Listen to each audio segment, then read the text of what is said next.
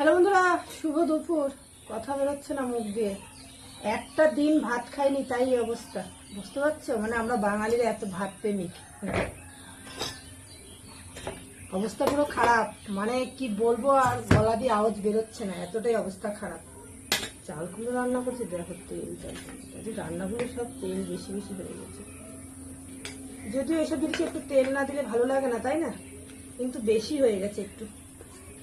ঝাঁক দিয়ে আর কি করা যাবে।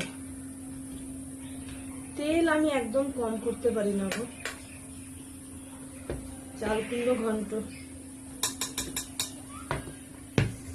হ্যাঁ দেখো চাল কুমড়ো নিয়েছি। সেটা ভালো আছে। প্রচন্ড গরম গো, এত বৃষ্টি হলো আজকে আমাদের এখানে, তবু গরমের কোনো কমতি নেই। মানে মাছেও তেল দিয়েছি, দেখো